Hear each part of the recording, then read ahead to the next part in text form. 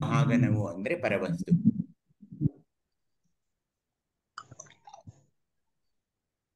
ಏನೆಂದನಲ್ಲಿಲ್ಲದ ಮಹಾಗಣವು ಅಂದ್ರೆ ಆ ಪರವಸ್ತು ತನ್ನ ಲೀಲೆಯಿಂದ ತಾನೇ ಸ್ವಯಂಭು ಲಿಂಗವಾಯಿತು. ಯಾವುದದು? ಪರವಸ್ತು ತನ್ನ ಲೀಲೆಯಿಂದ, ಲೀಲಾ ವಿನೋದ ಅಂತ ಏನ್ ನಾವು ಕರ್ಕೊಂಡ್ವೋ, ತಾನೇ ಸ್ವಯಂಭು ಲಿಂಗವಾಯಿತು. ಆ ಲಿಂಗದಿಂದಾಯಿತು ಶಿವಶಕ್ತ್ಯಾತ್ಮಕ, ಒಂದು ಶಿವಶಕ್ತಿಯಲ್ಲಿ ಉದಯವಾಯಿತು. ಆ ಶಿವಶಕ್ತಿಯಿಂದ ಉದಯವಾದುದು ಆತ್ಮ. ಆತ್ಮ ಎಲ್ಲಿದೆ? ಮಹಾಲಿಂಗದಲ್ಲಿದೆ. ಆಜ್ಞಾಚಕ್ರದ ಮಹಾಲಿಂಗ. ಆಜ್ಞಾಚಕ್ರ ಮಹಾಲಿಂಗದಲ್ಲಿ. ಆಜ್ಞಾಚಕ್ರದಲ್ಲಿ ಆ ಮಹಾಲಿಂಗದಲ್ಲಿದೆ. ಆ ಆತ್ಮದಿಂದ ಆಕಾಶ ಬರ್ತದೆ, ಆಕಾಶದಿಂದ ವಾಯುವಿನಿಂದ ಅಗ್ನಿಯಿಂದ ಅಗ್ನಿಯಿಂದ ಪೃಥ್ವಿ, ಪೃಥ್ವಿಯಿಂದ ಜೀವವೆಲ್ಲ. ಈಗ ನಾವೆಲ್ಲ ಈ ಪೃಥ್ವಿಯ ಮೇಲೆ ಇರೋದು. ಇವೆಲ್ಲ ನಿಮ್ಮ ನೆನಪು ಮಾತ್ರದಿಂದ ಆದವು. ಆ ಅಗಾಧತೆಯನ್ನು, ಆ ಶಿವಶಕ್ತಿಯನ್ನು ನಾವು ಗಮನಿಸಬೇಕು. ಅದೇ ಶಿವನ್ಮಯ ಸ್ಥಳದಲ್ಲಿ. ಕೇಳಿಸ್ತಾ ಇಲ್ಲ? ಕೇಳಿಸ್ತಾ ಇದೆಯಾ? ಹಾ, ಹೀಗಾಗಿ ಪರವಸ್ತುವಿನ ನೆನಪು ಮಾತ್ರದಿಂದ ಆಗೋದು ಈ ಶಿವಜನ್ಮೆಯ ಸ್ಥಳದ ಸಾಕಾರತೆಯನ್ನ ತೋರ್ತಾ ಇದೆ. ಅದನ್ನೇ ಅಲ್ಲಮ ಪ್ರಭುದೇವರು ಹೇಳ್ತಿದ್ದಾರೆ. ಓದಿ ನೋಡೋಣ ಯಾರಾದ್ರೂ.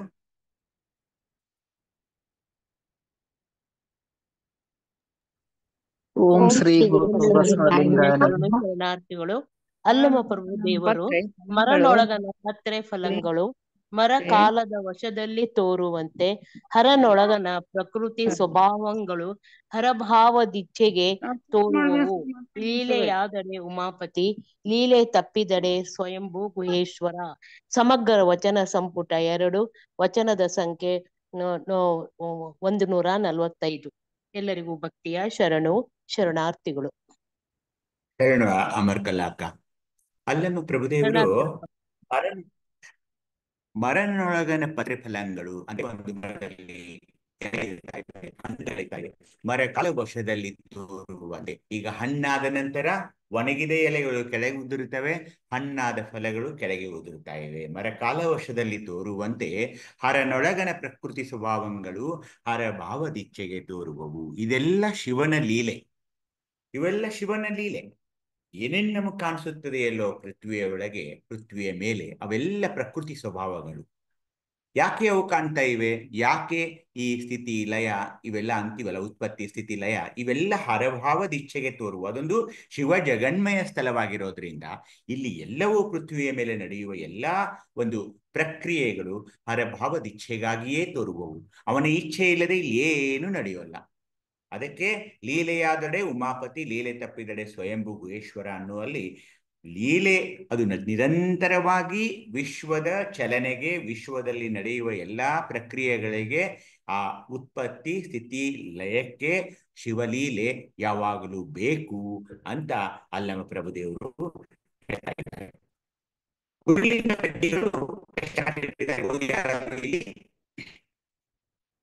ಓಂ ಶ್ರೀ ಗುರು ಬಸವಲಿಂಗಾಯ ನಮಃ. ಹುರಿಲಿಂಗಿ ಪೆದ್ದೆ. ಶಿವ ಜಗವೆಲ್ಲ ಶಿವ ಜಗವಾಗದಿರಲು ಬಲ್ಲ, ಶಿವ ರೂಪಾಗಬಲ್ಲ, ಶಿವ ರೂಪಾಗದಿರಲು ಬಲ್ಲ. ಶಿವ ಅಜಂಡ ಕೋಟಿಗಳ ಮಾಡಬಲ್ಲ, ಮಾಡದಿರಲು ಬಲ್ಲ. ಶಿವ ಕೆಡಿಸಬಲ್ಲ, ಕೆಡಿಸದಿರಲು ಬಲ್ಲ. ಶಿವ ಜಂಗಮವಾಗಿ ಪೂಜಿಸಬಲ್ಲ, ಶಿವಲಿಂಗವಾಗಿ ತಾನೇ ಪೂಜೆಯ ಕೊಳ್ಳಲು ಬಲ್ಲ.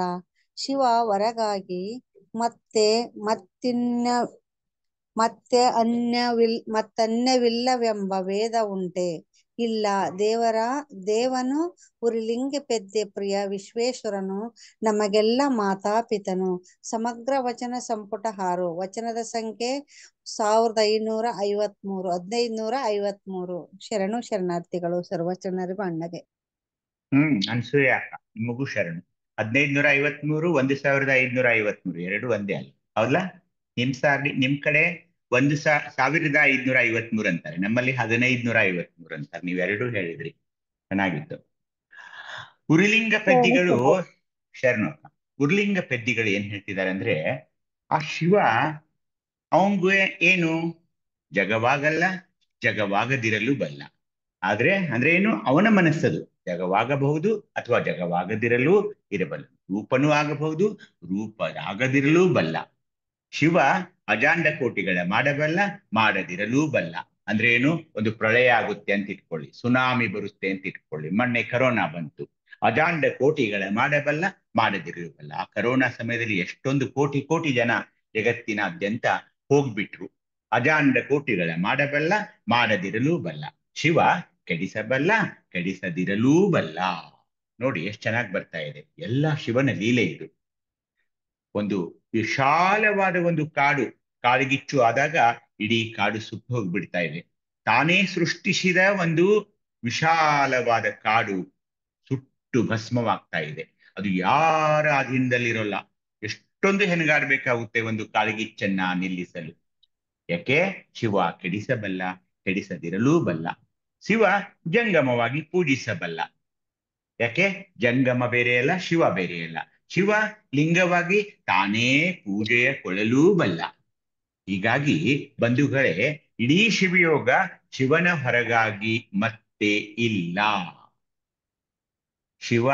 ಶಿವಯೋಗ ಇದು ಬೇರೆ ಬೇರೆ ಅಂತ ನಾವು ತೆಗೆದುಕೊಳ್ಬಾರ್ದು. ಇಲ್ಲ. ಏಕೆ? ಶಿವ ಇಲ್ಲದೆ ಜಗತ್ತೇ ಇಲ್ಲ. ಎಲ್ಲವೂ ಅವನ ನಿಯಂತ್ರಣದಲ್ಲಿ ಇರೋದ್ರಿಂದ ಆತ ನಮಗೆಲ್ಲ ಮಾತಾಪಿತನಾಗಿದ್ದಾನೆ ಅನ್ನೋದು ಶಿವ ಜಗನ್ಮಯ ಸ್ಥಳದ ವಚನವಾಗಿದೆ. ಇದು ಅರ್ಥ ಮಾಡಿಕೊಳ್ಳಬೇಕು. ಇಡೀ ಜಗತ್ತು ಶಿವನಿಂದ ಆವೃತವಾಗಿದೆ. ಶಿವನೇ ಅದಕ್ಕೆ ಮೂಲಾಧಾರವಾಗಿದ್ದಾನೆ. ಅವನಿಲ್ಲದೆ ಜಗವಿಲ್ಲ ಅನ್ನೋದೇ ಶಿವ ಜಗನ್ಮಯ ಸ್ಥಳವಾಗಿದೆ ಅಂತ ಹೇಳ್ತಾ ಇದ್ದಾರೆ. ಅದೇನವರು ಒಂದು ವಚನ ಹೇಳ್ತಾ ಇದ್ದಾರೆ, ಓದಿ ನೋಡು ಯಾರಾದ್ರೂ. ಓಂ ಶ್ರೀ ಗುರು ಬಸವಲಿಂಗಾಯ ನಮಃ. ಶರಣ ಆದಯ್ಯನವರ ರಚನೆಯ ಒಂದು ವಚನ. ತತ್ವ 36ರ ಮೀರಿ ನಾದ ಬಿಂದು ಕಳಾತೀತನಾದ ಶಿವನು ಜಗನ್ಮಯನಾದ. ಆದಿಯೂ ಜಗದ ಸ್ಥಿತಿಗತಿ ತನಗಿಲ್ಲವೆಂದೆಂದಡೆ ಏಕ ಏವ ಹಿ ಭೂತಾತ್ಮ ಭೂತೇಷು ಸುವ್ಯವಸ್ಥಿತಃ.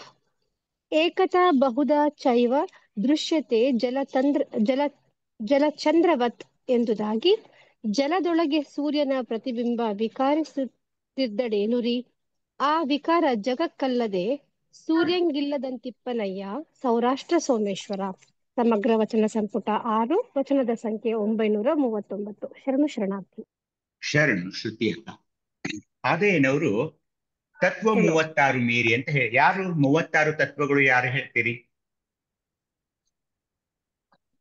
36 ತತ್ವಗಳು ಯಾವುವು? ಯಾರು ಹೇಳ್ತೀರಿ?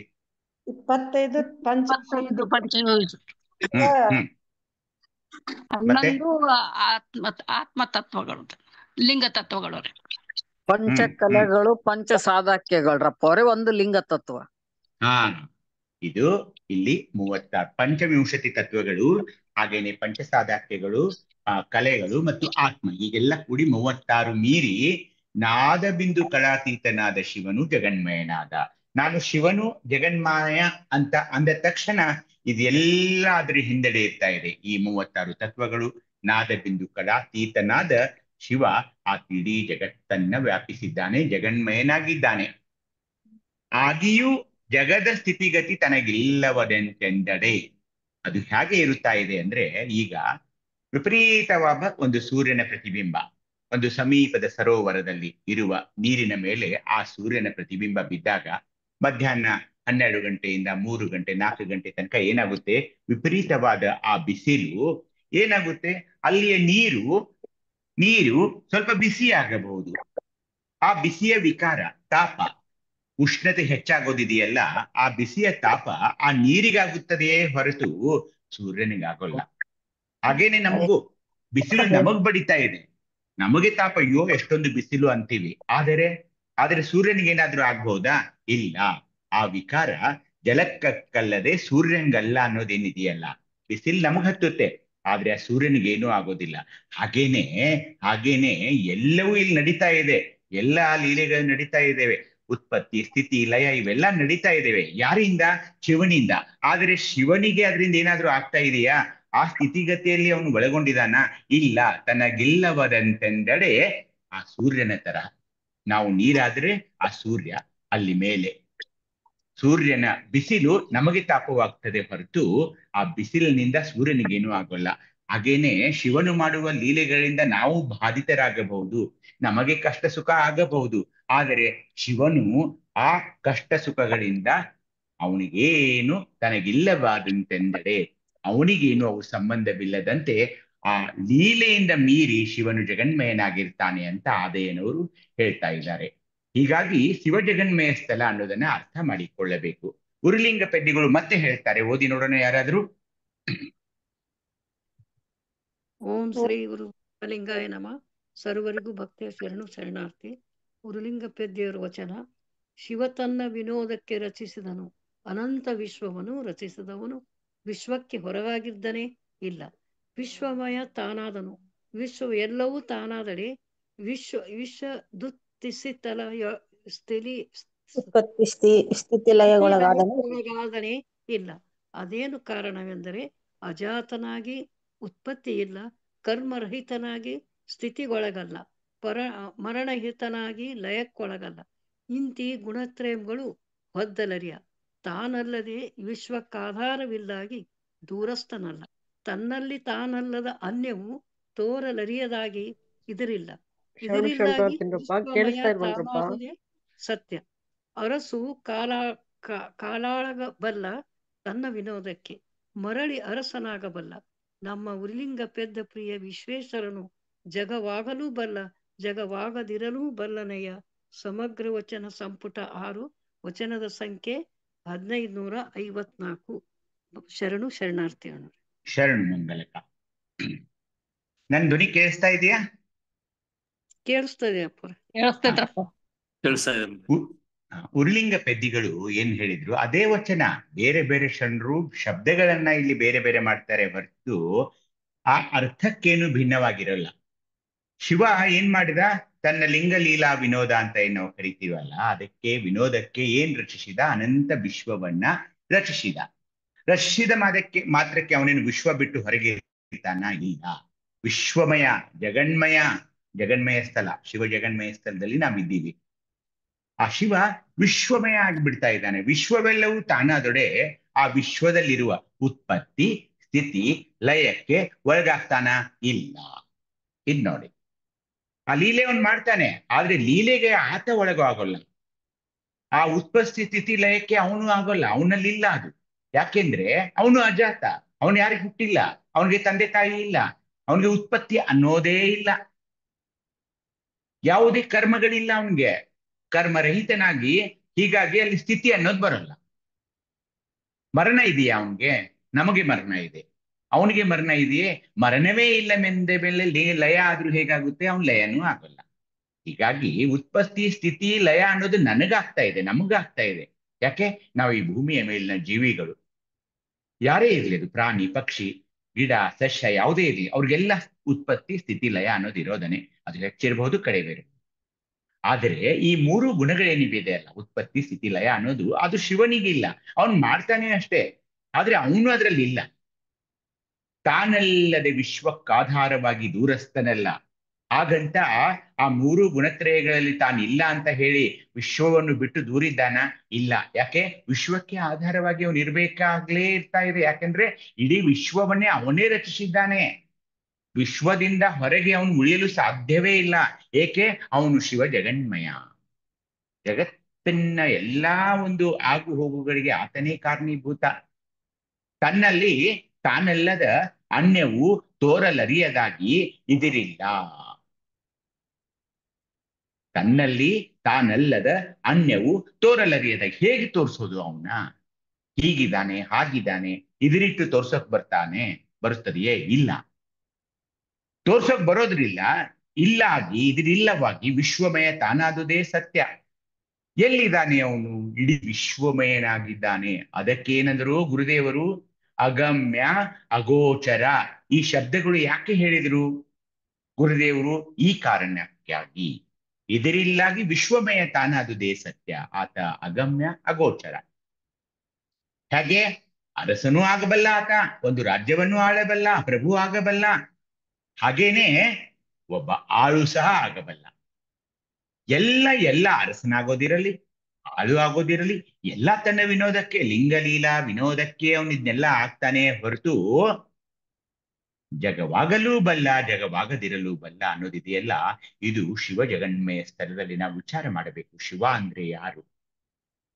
ಶಿವ ಅಂದ ತಕ್ಷಣ ಏನ್ ಕಲಿಸಿದೆ ನಮಗೆ? ಶಿವ ಅಂದ್ರೆ ಕೈಲಾಸದಲ್ಲಿ ಪಾರ್ವತಿಯ ಪಕ್ಕದಲ್ಲಿ ಕುಳಿತುಕೊಂಡಿರ್ತಾನೆ, ಅವನಿಗೆ ಜಡೆ ಇದೆ, ಅದರಲ್ಲಿ ಗಂಗೆ ಇದೆ, ಪಕ್ಕಕ್ಕೆ ಅವನಿಗೊಂದು ಗಣಪತಿ ಷಣ್ಮುಖ ಅಂತ ಮಕ್ಕಳಿದ್ದಾರೆ, ಅವನ ಕೊರಳಲ್ಲಿ ಹಾವು ಇರುತ್ತೆ, ಹಾಗೆ ಹೀಗೆ ಅಂತ ಹೇಳಿದ್ರೆ ಹೊರತು ಅವನ ನಿಜವಾದ ಸ್ವರೂಪ ಏನಿದೆ ಅಂದ್ರೆ ಇದು ಇದು ಶಿವ ಜಗನ್ಮಯ ಸ್ಥಳದಲ್ಲಿ ಈ ಒಂದು ಸ್ವರೂಪವನ್ನ ನಾವು ಕಾಣ್ಬೇಕು. ನಮ್ಮ ಶಿವನೇ ಬೇರೆ, ಅವರು ಹೇಳ್ತಾ ಇರೋ ಶಿವನೇ ಬೇರೆ ಅಂತ ನಾವು ಮಾತನಾಡುತ್ತಿರುವಾಗ ಏನದು ಅಂತ ಹೇಳಿದಾಗ ಇದನ್ನ ಹೇಳ್ಬೇಕಾಗ್ತಾ ಇದೆ. ವಿಶ್ವಮಯ ತಾನಾದನು, ವಿಶ್ವವೆಲ್ಲವೂ ತಾನಾದಡೆ ವಿಶ್ವದ ಉತ್ಪತ್ತಿ ಸ್ಥಿತಿ ಲಯಕ್ಕೆ ಅವನು ಒಳಗಾಗ್ತಾನ? ಇಲ್ಲ. ಯಾಕೆ? ಅಜಾತನಾಗಿ ಅವನಿಗೆ ಉತ್ಪತ್ತಿ ಇಲ್ಲ, ಕರ್ಮರಹಿತನಾಗಿ ಸ್ಥಿತಿಗೆ ಅವನು ಒಳಗಾಗೋದಿಲ್ಲ, ಮರಣರಹಿತನಾಗಿ ಯಾವುದೇ ಲಯ ಅಥವಾ ಅವನಿಗೆ ಸಾವು ಅನ್ನೋದಿಲ್ಲ. ಇಂತಹ ಶಿವ ನಮ್ಮವನಾಗಿರ್ತಾನೆ. ಅದೇ ಶಿವ ಜಗನ್ಮಯ ಸ್ಥಳದ ಒಂದು ಜ್ಞಾನ. ಅದೇನವರು ಹೇಳ್ತಾ ಇದ್ದಾರೆ, ಸ್ವಲ್ಪ ಓದಿ ಯಾರಾದರೂ. ಓಂ ಶ್ರೀ ಗುರು ಬಸವಲಿಂಗಾಯ ನಮಃ. ಸರ್ವರ್ಗು ಭಕ್ತಿಯ ಶರಣು ಶರಣಾರ್ಥಿಗಳು. ಬ್ರಹ್ಮಜ್ಞಾನದಿಂದ ಬ್ರಹ್ಮವನ್ನರಿತವು ಆ ಪರಬ್ರಹ್ಮಗಳ ಬೆರೆಸಿ ನಿಂದಿತ್ತು. ಅದೆಂತೆಂದರೆ ಬ್ರಹ್ಮ ಬ್ರಹ್ಮಾಂಡ ಬೇರಿಲ್ಲದಿಪ್ಪಂತೆ, ಆಕಾಶವ ನೀಲ ಬೇರಿಲ್ಲದಿಪ್ಪಂತೆ,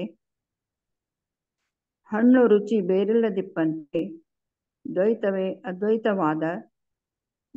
ಅದ್ವೈತವಾದ ಬಳಿಕ ದ್ವೈತವೆಂದೆನ್ನಲುಂಟೆ ಇಲ್ಲದಾಗಿ, ಅರಿವು ಮರಹಿಗೆ ತೆರಹಿಲ್ಲದ ಕರಿಗೊಂಡರಿವು ತಾನಾಗಿರಲು ನಾನಾ ಪರಿಯ ವಿಚಿತ್ರ ಚಿತ್ರಂಗಳ ಪ್ರತ್ಯಕ್ಷವಪ್ಪಂತೆ ತೋರುತ್ತಿರಲು ಅದು ವಿಪರೀತವೆಂದೆನಲುಂಟೆ. ಮುನ್ನ ತಾನಾಗಿದ್ದು ಇನ್ನು ಬೇರೆನಲುಂಟೆ ಇಲ್ಲವಾಗಿ, ಆದಿ ಮಧ್ಯಾಂತ ವಿರಹಿತವಾದ ಮಹಾಗಣವೇ ಊಹಿಸಲಿಲ್ಲದ ಉಪಮೆ, ಭಾವಿಸಲಿಲ್ಲದ ಭಾವ, ಅರಿಯಲಿಲ್ಲದರಿವು ತಾನಾಗಿ ಸೌರಾಷ್ಟ್ರ ಸೋಮೇಶ್ವರನೆಂಬ ನುಡಿಯನ್ನೊಳಗೊಂಡು ನಿಂದ ಸಹಜ ಭರಿತನಾಗಿಲ್ಲದಿದ್ದಂತೆ ಇಹ ಭೇದವ ನೇನೆಂಬೆನಯ್ಯ. ಸಮಗ್ರ ವಚನ ಸಂಪುಟ 6, ವಚನ ಸಂಖ್ಯೆ 1043. ಸರ್ವರ್ಗು ಭಕ್ತಿಯ ಶರಣು ಶರಣಾರ್ಥಿ. ಶರಣು ಶರಣಾರ್ಥಿ ಸುಮಂಗ್ಲಕ. ಶರಣಾರ್ಥಿ. ಅದೇನವ್ರು ಏನ್ ಹೇಳಿದ್ರಂದ್ರೆ, ಬ್ರಹ್ಮಜ್ಞಾನದಿಂದ ಬ್ರಹ್ಮವನ್ನರಿತ ಆ ಪರಂ ಬ್ರಹ್ಮ ದೊಡವೆರೆಸಿ ನಿಂದಿತ್ತು. ಹೇಗೆ ಆಯಿತು ಸೃಷ್ಟಿಯ ರಚನೆ? ಬ್ರಹ್ಮಾಂಡ, ಬ್ರಹ್ಮ ಮತ್ತು ಬ್ರಹ್ಮಾಂಡ ಬೇರಿಲ್ಲದಿಪ್ಪದಂತೆ. ಈ ಸೃಷ್ಟಿಯನ್ನು ರಚಿಸುವ ಆ ಪರಬ್ರಹ್ಮ ಅಂದ್ರೆ ಮತ್ತೆ ಶಿವ ಮತ್ತು ಬ್ರಹ್ಮಾಂಡ ಅವರು ಬೇರಿಲ್ಲಪ್ಪದಂತೆ. ಹೇಗೆ ಬೇರಿಲ್ಲ ಅವರಿಬ್ರು? ಆಕಾಶವನಿಲ ಬೇರಿಲ್ಲದಿಪ್ಪದಂತೆ. ಈಗ ಆಕಾಶ ಮೇಲೆ ಶುಭ್ರಾಕಾಶ, ನೀಲಾಕಾಶ ನಮಗೆ ಕಾಣಿಸ್ತಾ ಇದೆ. ಕೂರ್ಸ್ಕೊಂಡವರ ಒಂದು ತಂಗಾಳಿಯೇ ಬರ್ತಾ ಇದೆ, ಗಾಳಿ ಬೀಸ್ತಾ ಇದೆ, ಅದು ಕಾಣಿಸುತ್ತಾ? ಇಲ್ಲ. ಆಕಾಶವನ್ನು ಮತ್ತು ಆ ಗಾಳಿಯನ್ನು ಬೇರೆ ಬೇರೆ ಮಾಡಿ ನಾವು ನೋಡ್ಬಹುದೇ? ಬೇರೆ ಸಹ ಮಾಡಬಹುದೇ? ಇಲ್ಲ. ಒಂದು ಹಣ್ಣು, ಒಂದು ಮಾವಿನ ಹಣ್ಣು, ಯಾವುದೋ ಹಣ್ಣು ಇಟ್ಕೊಳ್ಳಿ, ಅದರಲ್ಲಿ ಬರೀ ರುಚಿಯನ್ನಷ್ಟೇ ಆ ಹಣ್ಣಿನಿಂದ ಬೇರ್ಪಡಿಸಬಹುದೇ? ಸಾಧ್ಯವೇ ಇಲ್ಲ. ಹಾಗೇನೆ ದ್ವೈತ, ನಾನು ಮತ್ತು ಶಿವ ಅದ್ವೈತವಾದ ಅಂದ್ರೆ ನಾನು ಅವನು ಒಂದೇ, ಭಿನ್ನ ಭಾವವಿಲ್ಲ ಅಂದ ಬಳಿಕ ಮತ್ತೆ ಮತ್ತೆ ಮೇಲಿಂದ ಮೇಲೆ ದ್ವೈತವೆಂದೆನ್ನಲು ಬರುತ್ತದೆಯೇ? ಮತ್ತೆ ಶಿವ ಬೇರೆ ಜೀವ ಬೇರೆ, ನಾನು ಬೇರೆ ಶಿವ ಬೇರೆ ಅಂತ ಹೇಳಕ್ಕಾಗುತ್ತವೆ? ಇಲ್ಲ. ಯಾಕೆ? ದ್ವೈತವೇ ಈಗ ಅದ್ವೈತಿ ಆಗ್ಬಿಟ್ಟಿದೆ. ನಾನು ಮತ್ತು ಶಿವ ಒಂದಾಗಿ ಲಿಂಗ ಸಮರತಿಯಲ್ಲಿ ಕೂಡಿಬಿಟ್ಟಿದ್ದೇವೆ. ಈಗ ನಮ್ಮನ್ನು ಬೇರ್ಪಡಿಸಲು ಯಾರಿಂದಲೂ ಸಾಧ್ಯವಿಲ್ಲ ಅಂದಾಗ ಮತ್ತೆ ಈ ಶಬ್ದಗಳಿಗೆ ಏನಾದರೂ ಅರ್ಥವಿದೆಯೇ? ದ್ವೈತ ಅದ್ವೈತ ಅನ್ನೋದು ಇಲ್ಲ. ಅರಿವು ಮರೆಹೀಗೆ ತೆರೆಹಿಲ್ಲದ ಕರಿಗೊಂಡಿರುವು ತಾನಾಗಿರಲು. ಅರಿವು ಏನಾಗಿದೆ ಈಗ? ಆ ಶಿವಜ್ಞಾನ ಮರೆಯಲು ಸಾಧ್ಯವೇ ಇಲ್ಲ. ತೆರೆಹಿಲ್ಲದ ಕರಿಗೊಂಡಿರುವು ತಾನ. ಅಷ್ಟೊಂದು ಪಕ್ವವಾಗಿದೆ ಈಗ ನಮ್ಮ ಶಿವಜ್ಞಾನ. ನಾನಾ ಪರಿಯ ವಿಚಿತ್ರ ಚಿತ್ರಂಗಳಿಗೆ ಅತ್ಯಾಶ್ಚರ್ಯವೆಂಪತ್ತೆ ತೋರುತ್ತಿರಲು. ಅತ್ಯಾಶ್ಚರ್ಯವೇ ಅಲ್ವೇ ಇದು? ಏನೋ ಇಡೀ ವಿಶ್ವವ್ಯಾಪಕವಾದ ಒಬ್ಬ ಶಿವ ಬೇರೆ ಬೇರೆ ಧರ್ಮದಲ್ಲಿ ಎಷ್ಟೊಂದು ಸ್ವರೂಪಗಳು ನಾವು ಅರ್ಥ ಮಾಡಿಕೊಳ್ಳಲು ಎಷ್ಟೊಂದು ಅವರು ಹೆಣಗಾಡ್ತಾ ಇರೋವಾಗ, ನಮ್ಮ ಗುರುದೇವರು ನಮಗೆ ಒಂದು ಕಪ್ಪು ಗೋಲಾಕಾರದ ಇಡೀ ವಿಶ್ವದ ಕುರುಹಾಗಿ, ಅರಿವಿನ ಕುರುಹಾಗಿ, ಚುಳುಕಾಗಿ ಕರಹಸ್ತದಲ್ಲಿ ನನಗೆ ಅದನ್ನು ಕೊಟ್ರಲ್ಲ, ಮತ್ತೆ ಅದು ಅತ್ಯಾಶ್ಚರ್ಯವಲ್ಲವೇ? ನಾನಾ ಪರಿಯ ವಿಚಿತ್ರ ಚಿತ್ರಂಗಳ ಅತ್ಯಾಶ್ಚರ್ಯವೆಪ್ಪಂತೆ. ಅದೊಂದು ದೊಡ್ಡ ಅತ್ಯಾಶ್ಚರ್ಯ. ದೊಡ್ಡ ಅತ್ಯಾಶ್ಚರ್ಯ. ಶಿವ ಜಗನ್ಮಯವಾದ ಒಬ್ಬ ಶಿವನನ್ನ ಅವನ ಕುರುಹಾಗಿ ನಮಗೆ ಇಷ್ಟಲಿಂಗವನ್ನ ಕರಹಸ್ತದಲ್ಲಿ ಕೊಟ್ರಲ್ಲ, ಅದು ಒಂದು ಅತ್ಯಾಶ್ಚರ್ಯವೇ. ಅದು ವಿಪರೀತವೆಂದೆನಲ್ಲುಂಟೆ, ಮುನ್ನ ತಾನಾಗಿರ್ದು ಇನ್ನೂ ಬೇರೆನಲ್ಲುಂಟೆ. ಅಂದ್ರೆ ಏನು? ವಿಪರೀತವೆಂದೆನಲ್ಲುಂಟೆ ಅಂದ್ರೆ ಏನು? ಇಡೀ ವಿಶ್ವವನ್ನ ನಿನ್ನ ಕರಹಸ್ತದಲ್ಲಿ ತಂದ್ರ ಅದೊಂದು ವಿಪರೀತ ಭಾವ. ಮುನ್ನ ತಾನಾಗಿರ್ದು ಇನ್ನು ಬೇರೆನಲ್ಲುಂಟೆ, ಈಗ ಆಯ್ತಪ್ಪ ಹಸ್ತಕ್ಕೆ ಬಂತು, ಇನ್ನಾದ್ರೂ ಅದನ್ನು ಬೇರೆನಲ್ಲುಂಟೆ. ಕರಹಸ್ತದಲ್ಲಿರುವ ಲಿಂಗ ಈಗ ಶಿವ ಜಗನ್ಮಯ ಸ್ಥಳದಲ್ಲಿ ನಾವು ಇದ್ಕೊಂಡು ಮಾತಾಡ್ತಾ ಇದ್ದೀವಿ. ಕರಹಸ್ತದಲ್ಲಿ ಇರುವ ಲಿಂಗ ಮತ್ತು ನಾನು ಬೇರೆ ಏನಲ್ಲುಂಟೆ? ಇಲ್ಲ ಇಲ್ಲ. ಯಾಕೆ? ಲಿಂಗ ಸಮರತಿ ಆಗ್ತಾ ಇದೆ ಈಗ. ನಾನು ಬೇರೆಯಲ್ಲ, ಅವನು ಬೇರೆಯಲ್ಲ, ಜೀವ ಬೇರೆಯಲ್ಲ, ಶಿವ ಬೇರೆಯಲ್ಲ. ಮುನ್ನತಾನಾಗಿರ್ದು ಇನ್ನು ಬೇರೆನಲ್ಲುಂಟೆ? ಇಲ್ಲವಾಗಿ ಆದಿ ಮಧ್ಯಾಂತ ವಿರಹಿತವಾದ ಮಹಾಘನವೇ, ಊಹಿಸಲಿಲ್ಲದ ಉಪಮೆ, ಭಾವಿಸಲಿಲ್ಲದ ಭಾವ. ಆದಿ ಅಂದ್ರೆ ಹುಟ್ಟು, ಮಧ್ಯ ಅಂದ್ರೆ ಜೀವನ, ಅಂತ ಅಂದ್ರೆ ಮರಣ. ಜನನ, ಜೀವನ, ಮರಣ ವಿರಹಿತವಾದ ಮಹಾಘನವೇ. ಈ ಉತ್ಪತ್ತಿ ಸ್ಥಿತಿ ಲಯ ಇಲ್ಲದ, ಅದೇ ಆದಿ ಮಧ್ಯ ಅಂತ ಅಂದ್ರೇನೆ ಉತ್ಪತ್ತಿ ಸ್ಥಿತಿ ಲಯ ಅನ್ನೋದಕ್ಕೆ ಇನ್ನೊಂದು ಪದ ಆದಿ ಮಧ್ಯ ಅಂತ. ವಿರಹಿತವಾದ ಸೃಷ್ಟಿ ಸ್ಥಿತಿ ಲಯ ಇವು ಯಾವುದೇ ಇಲ್ಲದ ಮಹಾಘನವೇ ಅಂದ್ರೆ ಪರವಸ್ತುವು, ಅದು ನನ್ನ ಇಷ್ಟಲಿಂಗವಾಗಿ ಬಂತಲ್ಲ. ಊಹಿಸಲಿಲ್ಲದ ಉಪಮೆ ಹೇಗೆ ಬಂತು? ಹೇಗೆ ಹೇಳಲಿ ಅದನ್ನ? ಯಾವ ಉಪಮೆಯನ್ನು ಕೊಟ್ಟು ನಿಮ್ಗೆ ಹೇಳಲಿ? ಭಾವಿಸಲಿಲ್ಲದ ಭಾವ, ಯಾವ ಭಾವದಲ್ಲಿ ಅದನ್ನ ನಾನು ವ್ಯಕ್ತ ಮಾಡಲಿ? ಅದೊಂದು ಶಿವಭಾವ. ಅರಿಯಲಿಲ್ಲದಿರುವ ತಾನಾಗಿ, ಏನು ಅದನ್ನ ನಮಗೆ ಎಲ್ಲ ಶರಣೀಯರು ಹೇಳಿದ್ರಲ್ಲ, ಅರಿಯಲಿಲ್ಲದರಿವು ತಾನಾಗಿ. ಯಾರಿಗೂ ಅದು ಗೊತ್ತಾಗ್ತಾ ಇರಲಿಲ್ಲ. ಅಂತಹ ಅರಿವು, ಅಂತಹ ಶಿವಜ್ಞಾನ ನಮಗೆ ಇವತ್ತು ಸಿಗ್ತಾ ಇದೆ. ಸೌರಾಷ್ಟ್ರ ಸೋಮೇಶ್ವರನೆಂಬ ನುಡಿಯನ್ನೊಳಕೊಂಡು ನಿಂದ ಸಹಜ ಭರಿತವಾಗಿದ್ದಲ್ಲದಂತೆ ಇಹ ಭೇದವನೆಂಬೆನಯ್ಯ. ಹೀಗಾಗಿ ಅದು ನಾನು, ಅದು ಬೇರೆ ಬೇರೆ ಅನ್ನೋದೇನಿದೆಯಲ್ಲ ಅದು ಅಲ್ಲ. ಭೇದವನೇನೆಂಬೆನಯ್ಯ ಅನ್ನಬಾರದು ಅನ್ನೋ ಭಾವ ಇಲ್ಲಿ. ಸಹಜ ಸ್ಥಿತಿ ಇದು, ಸಹಜ ಸ್ಥಿತಿ. ಏನ್ ಸಹಜ ಸ್ಥಿತಿ? ಶಿವ ಮತ್ತು ನಾನು ಒಂದೇ ಅನ್ನೋದು. ಆ ಇಷ್ಟಲಿಂಗ ಏನಿದೆಯಲ್ಲ ಮಹಾಘನ ಸ್ವರೂಪಿಯದು. ಈ ಇಡೀ ಶಿವಜ್ಞಾನನಲ್ಲಿ ಏನಾಗಿದೆಯಲ್ಲ, ಇದೇನು ಅರಿವು ನನಗೆ ಸಿಕ್ಕಿದೆಯಲ್ಲ, ಇದನ್ನು ಕೇಳೋಕೆ ಯಾವುದೇ ಉದಾಹರಣೆ ಇಲ್ಲ. ಆ ಭಾವವನ್ನು ಶಬ್ದಗಳಲ್ಲಿ ವ್ಯಕ್ತಪಡಿಸಲು ಆಗೋದೂ ಇಲ್ಲ. ಅದನ್ನು ಕಂಡ್ಕೊಳ್ಬೇಕು, ಅನುಭವಿಸಬೇಕು ಅಷ್ಟೇ. ಅದೇ ಶಿವಾನುಭವ. ಇದು ಆದಯ್ಯನವರು ಹೇಳಿದ ಒಂದು ವಚನದ ಅವರು ನಾವು ಕೇಳೋದಲ್ಲ, ಅವರು ಮ್ಯೂಟ್ ಮಾಡ್ಕೊಳ್ತೀರಾ? ಕೇಳಿಸ್ತಾ ಇದೆಯಾ ಈಗ? ಕೇಳಿಸ್ತದೆ ಮಾಡಿ, ಮ್ಯೂಟ್ ಆಗಿದೆ ಮಾಡಿ. ಹಾ, ಕೇಳಿಸ್ತಾ ಇದೆ. ಆಯ್ತು. ಹೀಗಾಗಿ ಶಿವ ಜಗನ್ಮಯ ಸ್ಥಳ ಅಂದ್ರೆ ಏನಂದ್ರೆ, ಸರ್ವಗತ ಸ್ತರದಲ್ಲಿ ನನ್ನ ಇಷ್ಟಲಿಂಗ ಅಷ್ಟೊಂದು ವ್ಯಾಪಕವಾದ ವಿಶಾಲವಾದ ಒಬ್ಬ ಸೃಷ್ಟಿಕರ್ತನನ್ನ ನನ್ನ ಕರಹಸ್ತದಲ್ಲಿ ಬಂತು ಅಂತ ತಿಳ್ಕೊಳ್ಳೋದಾದ್ರೆ, ಶಿವನ್ ಜಗನ್ಮಯ ಸ್ಥಳದಲ್ಲಿ ಅದೇ ಇಷ್ಟಲಿಂಗದ ವಿರಾಟ್ ಸ್ವರೂಪವನ್ನ ಯಾವಾಗ್ಲೂ ನಾವು ಮರೆಯಬಾರದು ಅನ್ನೋದೇ ಶಿವ ಜಗನ್ಮಯ ಸ್ಥಳವಾಗ್ತಾ ಇದೆ. ಇನ್ನು ಮುಂದಿನ ಮತ್ತು ಕೊನೆಯ ಮಹೇಶ ಸ್ಥಳದ ಅಂಗಸ್ಥಳವಾದ ಭಕ್ತದೇಯಿಕ ಲಿಂಗಸ್ಥಳ ಅಂತ ಬರಿತಾ ಇದೆ. ಏನು ಭಕ್ತದೇಯಿಕ ಲಿಂಗಸ್ಥಳ ಅಂದ್ರೆ, ಇಲ್ಲಿ ನಿಷ್ಠಾಭಕ್ತಿಯ ಬಲದಿಂದ ನಮ್ಮ ಒಳಗನ್ನು ತೆರೆದು ಮಹೇಶ್ವರನು ಹೊರಗಿನ ವಿಶ್ವದಲ್ಲೆಲ್ಲ ಏನು ಆವರಿಸಿದ ಒಂದು ಪರಮಾತ್ಮನ ಭಾವವನ್ನ ಈಗ ಒಳಗಡೆ ಅನುಭವಿಸ್ತಾ ಇದ್ದಾನೆ. ಈ ಅನುಭವದಲ್ಲಿಯೇ ಭಕ್ತನಿಗೆ ಪರಮಾತ್ಮನು ತನ್ನಲ್ಲಿಯೇ ನೆಲೆಗೊಂಡ ಅನುಭೂತಿ ಆಗ್ತಾ ಇದೆ ಈಗ. ಇದು ನಿಷ್ಠೆಯಿಂದ ಇಷ್ಟಲಿಂಗವನ್ನು ಅರ್ಚಿಸಿದ ನಿಷ್ಠಾಭಕ್ತಿಯ ಅನುಭವದ ಫಲ ಅಂತ ಶರಣರು ಹೇಳ್ತಾ ಇದ್ದಾರೆ.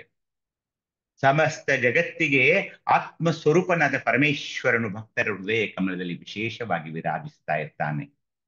ಇಲ್ಲಿ ಭಕ್ತಿ ಭಾವ ತುಂಬಿದ ಮಹೇಶ್ವರನ ಹೃದಯ ಪರಿಶುದ್ಧವಾದ ಕನ್ನಡಿಯಂತೆ ನಮ್ಮಲ್ಲಿ ನೆಲೆಸ್ತಾ ಇದೆ.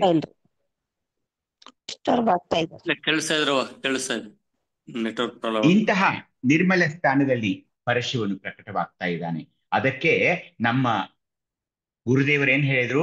ನಾದಪ್ರಿಯ ಅಲ್ಲ, ಅದೆಲ್ಲ ಹೇಳಿದ್ರಲ್ಲ, ಭಕ್ತಿ ಪ್ರಿಯ ನಮ್ಮ ಕೂಡಲ ಸಂಗಮ ದೇವ ಅಂದ್ರೆ ಇದು ಭಕ್ತದೇಹಿಕ ಸ್ಥಳ. ಏನಿದು? ಜೀವನಿಗೆ ನೀವೆಲ್ಲ ಸ್ವಲ್ಪ ಲಕ್ಷ್ಯ ಕೊಟ್ಟು ಕೇಳಬೇಕು. ಇದು ಸ್ವಲ್ಪ ಗಹನವಾಗ್ತಾ ಇದೆ, ನಿಧಾನವಾಗಿ ನಾನು ಹೇಳ್ತೀನಿ, ನೀವು ಅರ್ಥ ಮಾಡ್ಕೊಳ್ಳಕ್ಕೆ ಪ್ರಯತ್ನ ಮಾಡ್ಬೇಕು. ದಯವಿಟ್ಟು ಮ್ಯೂಟ್ ಮಾಡ್ಕೊಳ್ಳಿ ಉಳಿದವರು. ಜೀವನಿಗೆ ಮ್ಯೂಟ್ ಮಾಡ್ಕೊಳ್ಳಿ. ಜೀವನಿಗೆ 2 ದೃಷ್ಟಿಗಳೇ ಇರ್ತವೆ. ಒಂದು, ಈಗ ನೋಡಿ, ಲೌಕಿಕ ಜಗತ್ತಿನಲ್ಲಿ ನಾವು ಇರ್ತೀವಿ, ಒಂದು ಅಪವಿತ್ರವಾದ ಮೋಹದ ದೃಷ್ಟಿ ಇರ್ತಾ ಇದೆ.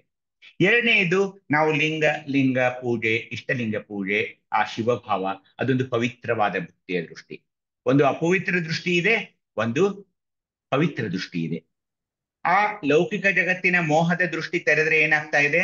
ಜೀವ ತನ್ನ ಮೂಲ ಸ್ವರೂಪ ಮರಿತಾನೆ. ಯಾವುದು ಆ ಮೂಲ ಸ್ವರೂಪ? ನಾನು ಶಿವಸ್ವರೂಪಿ ಅನ್ನೋದನ್ನೇ ಮರೆತು ಬಿಡ್ತಾನೆ. ಅಲ್ಲಿ ಅನಾತ್ಮವಾದ ದೇಹ, ಇಂದ್ರಿಯ, ಮನ ಇತ್ಯಾದಿಗಳಲ್ಲಿ ಆತ ಆತ್ಮಪತ ಆಗ್ತಾನೆ. ದೇಹಕ್ಕೆ ಸಂಬಂಧಿಸಿದ ಈ ಸತಿ, ಸುತ, ಕನಕ, ಕಾಂಚನ, ಸಂಪತ್ತು, ಶಿರಿ, ಇವುಗಳನ್ನ ಮೋಹ ಬಿಡಿದು ಒಂದು ಅನಿತ್ಯವಾದ ಅಸುಖವಾದ ಪ್ರಪಂಚದಲ್ಲಿ ಅತ್ಯಂತ ಆಸಕ್ತನಾಗ್ತಾನೆ. ಇಂಥ ಜನರೇ ಜಾಸ್ತಿ ಇದ್ದಾರೆ. ಆದ್ದರಿಂದ ಜನ್ಮಭರಣಗಳ ಚಕ್ರದಲ್ಲಿ ಬಿದ್ದು ದುಃಖಿ ಆಗ್ತಾನೆ. ಆ ಬಹುಬಂಧನದಲ್ಲಿ ಅವನು ಸಿಲುಕಿ ಬಿಡ್ತಾನೆ. ಯಾಕೆ? ಒಂದು ಅಪವಿತ್ರವಾದ ಮೋಹದ ದೃಷ್ಟಿಯಲ್ಲಿಯೇ ಆತಿರ್ತಾನೆ. ಆದ್ರೆ ನಾವು ನಮ್ಮ ದೃಷ್ಟಿ ಹೇಗಿದೆ? ಈಗ ಭಕ್ತಿ ದೃಷ್ಟಿ.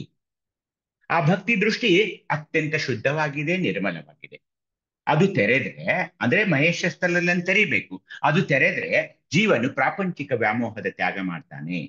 ಸತ್ಯ ಮಿಥ್ಯೆಗಳನ್ನ ಪರಾಮರ್ಶಿಸಿ ನೋಡಿ, ಅಭ್ಯಸನ ಮಾಡಿ, ಅರ್ಥ ಮಾಡಿಕೊಂಡು ಸತ್ಯವನ್ನು ಮಾತ್ರ ಸ್ವೀಕರಿಸ್ತಾನೆ. ದೇಹ, ಪ್ರಾಣ, ಇಂದ್ರಿಯಗಳಲ್ಲಿ ತಾದಾತ್ಮ ಭಾವವನ್ನ ಬಿಟ್ಟು ಸರ್ವಾಶ್ರಯನಾದ ಪರಮಾತ್ಮನನ್ನ ತನ್ನ ಇಷ್ಟಲಿಂಗದಲ್ಲಿ ದಿನನಿತ್ಯ ನಿರೀಕ್ಷಿಸುತ್ತಾನೆ. ಆ ಪೂಜೆಯಲ್ಲಿ ತನ್ನಲ್ಲಿರುವ ಈ ಮಹೇಶ ಸ್ಥಳದಲ್ಲಿರುವ ನೈಷ್ಠಿಕ ಭಕ್ತಿಯಿಂದ ಆ ಇಷ್ಟಲಿಂಗವನ್ನ ದಿನನಿತ್ಯ ಅರ್ಚಿಸುತ್ತಾನೆ. ಹಾಗೆ ಏನಾಗ್ತಾ ಇದೆ? ಪರವಸ್ತುವಿನ ದಿವ್ಯ ರೂಪವು ಭಕ್ತನ ಭಕ್ತಿಪೂರ್ಣ ಅಂತಃಕರಣದಲ್ಲಿ ಪ್ರಸ್ಫುಟಿತವಾಗಿ ವ್ಯಕ್ತವಾಗ್ತಾ ಇದೆ. ಪರಮಾತ್ಮನ ಆನಂದ ಸುದೆ ಭಕ್ತನ ಮನೋಮಂದಿರದಲ್ಲಿ ಆವಿರ್ಭೂತವಾಗ್ತಾ ಇದೆ. ನಿಮ್ಗೆ ಅನಿಸ್ತಾ ಇರಬಹುದು, ಇದು ನೋಡಿ, ದಿನಾಲು ಬೆಳಗ್ಗೆ ನೀವೇನು ಇಷ್ಟಲಿಂಗ ಪೂಜೆಯ ನಂತರ ಏನೋ ಒಂದು ನಿಮ್ಮಲ್ಲಿ ಪೂಜೆಯ ನಂತರ ಹೇಗೆ ಇರ್ತದೆ ನಿಮ್ಮ ಭಾವನೆ ಅತ್ಯಂತ ಆನಂದವಾಗಿ ಪ್ರಶಾಂತಮಯವಾಗಿರ್ತೀರಿ. ಅದೇ ಒಂದು ದಿವಸ ಏನೋ ಆಗಿ ನೀವು ಇಷ್ಟಲಿಂಗ ಪೂಜೆ ಆಗದಿದ್ರೆ ಅಂತ ಇಟ್ಕೊಳ್ಳಿ, ಏನೋ ಒಂದು ಸಂಕಟ, ಅವೇನೋ ಒಂದು ವೇದನೆ, ಅಯ್ಯೋ ಇವತ್ತು ನಾನು ಇಷ್ಟಲಿಂಗ ಪೂಜೆ ಮಾಡಿಕೊಂಡಿಲ್ಲಪ್ಪ ಅಂತ. ಯಾಕೆ ಹೇಳಿ?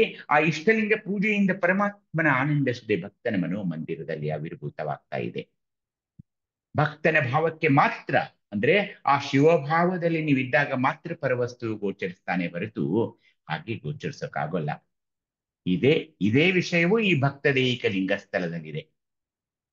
ಆಯ್ತು, ಇದೇ ಇದೆಯಾ? ಮತ್ತೆ ಏನಾದ್ರೂ ಇದೆಯಾ? ಅನೇಕ ಜನರು ಆಗಮ, ವೇದ, ಪುರಾಣಾದಿಗಳನ್ನ ಅಭ್ಯಸಿಸಿ ಬರೀ ಶಬ್ದಗಳನ್ನ ಹೇಳ್ತಾ ಹೋದ್ರು. ಶಬ್ದಾಡಂಬರ ಅಂದ್ರೇನು?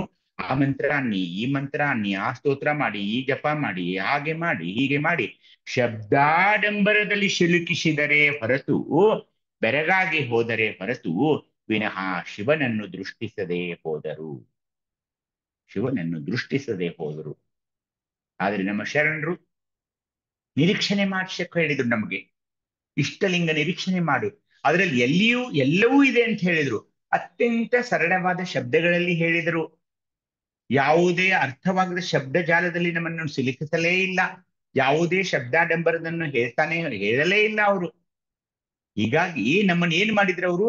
ಭಕ್ತ ದೈಹಿಕ ಲಿಂಗಸ್ಥಳ, ನಮ್ಮಲ್ಲಿಯೇ ಆ ಲಿಂಗವನ್ನ, ಇಷ್ಟಲಿಂಗವನ್ನ ನನ್ನ ದೇಹದಲ್ಲಿ ಪ್ರತಿಷ್ಠಾಪನೆ ಮಾಡಿಬಿಟ್ಟರು. ಆ ಲಿಂಗಾಂಗ ಸಾಮರಸ್ಯದಲ್ಲಿ ತೊಡಗಿ. ಹೀಗಾಗಿ ಈ ಸ್ಥಳದಲ್ಲಿ ಏನಾಗ್ತಾ ಇದೆ ಬಂಧುಗಳೇ? ಭಕ್ತ ದೈಹಿಕ ಲಿಂಗಸ್ಥಳ ಅಂದ್ರೆ ಭಕ್ತನ ದೇಹದಲ್ಲಿ ಲಿಂಗ, ಅದು ಭಾವಲಿಂಗ ಅನ್ನಿ, ಪ್ರಾಣಲಿಂಗ ಅನ್ನಿ, ಅದು ಆಗ್ತಾ ಇದೆ. ಹೀಗಾಗಿ ಅಲ್ಲಮ ಪ್ರಭುದೇವರ ಒಂದು ಸುಂದರ ವಚನ ಬರ್ತಾ ಇದೆ, ಯಾರಾದ್ರೂ ಓದಿ. ಶರಣಾರ್ಥಿಗಳು. ಓಂ ಶ್ರೀ ಗುರು ಬಸವಲಿಂಗಾಯ ನಮಃ. ಅಲ್ಲಮ ಪ್ರಭುದೇವರ ವಚನ. ಆಗಮ ಪುರುಷರಿರ ನಿಮ್ಮ ಆಗಮ ವಾಯವಾಗಿ ಹೋಯ್ತಲ್ಲ, ವಿದ್ಯಾ ಪುರುಷರಿರ ನಿಮ್ಮ ವಿದ್ಯೆ ಅವಿದ್ಯೆಯಾಗಿ ಹೋದಲ್ಲಿ ಬರುಮುಖರಾಗಿ ಇದ್ದಿರಲ್ಲ. ವೇದ ಪುರುಷರಿರ ನಿಮ್ಮ ವೇದ ಹಲಬುದಪ್ಪಿ ಹೋದಲ್ಲಿ ವೇದವೇ ದೈವವೆಂದು ಕೆಟ್ಟಿರಲ್ಲ. ಪುರಾಣ ಪುರುಷರಿರ ನಿಮ್ಮ ಪುರಾಣ ವಿಚಾರ ಭ್ರಷ್ಟವಾಗಿ ಹೋದಲ್ಲಿ ನೀವು ಒಡನೆ ಭ್ರಷ್ಟರಾಗಿ ಹೋದಿರಲ್ಲ. ಶಾಸ್ತ್ರ ಪುರುಷರಿರ ನಿಮ್ಮ ಶಾಸ್ತ್ರದ ಮಹಾಗನ ಹೊನಲಲ್ಲಿ ಹೋದಲ್ಲಿ ಭಕ್ತ ದೇಹಿಕ ದೇವನೆಂದರಿಯದೆ ಕೆಟ್ಟಿರಲ್ಲ. ಯತ್ರ ಶಿವಸ್ತತ್ರ ಮಾಹೇಶ್ವರನೆಂದು ಹೇಳಿತ್ತು ಮುನ್ನ. ಅಂತೂ ಭಕ್ತ ನಿತ್ಯ ಸತ್ಯ ಸನ್ನಿಹಿತ ಗುಹೇಶ್ವರ ನಿಮ್ಮ ಶರಣ. ಸಮಗ್ರ ವಚನ ಸಂಪುಟ 2 ವಚನದ ಸಂಖ್ಯೆ 113. ಶರಣು ಶರಣಾರ್ಥಿಗಳು. ಶರಣು ಶಾತಕ. ಅಲ್ಲಮ್ಮ ಪ್ರಭುದೇವರು ಇವ್ರಿಗೆಲ್ಲ ನೋಡಿ ಹೇಗೆ ಅವರು ಕೇಳ್ತಾ ಇದ್ದಾರೆ ನೋಡಿ. ಅಲ್ಲಮ್ಮ ಪ್ರಭುದೇವರು ಆಗಮಗಳನ್ನ ಹೇಳಿದವರು, ಆಗಮಗಳನ್ನ ಅತ್ಯಂತ ವಿವರವಾಗಿ ಜನಸಾಮಾನ್ಯರಿಗೆ ಹೇಳೋರ್ಗೆ ಕೇಳ್ತಾ ಇದ್ದಾರೆ.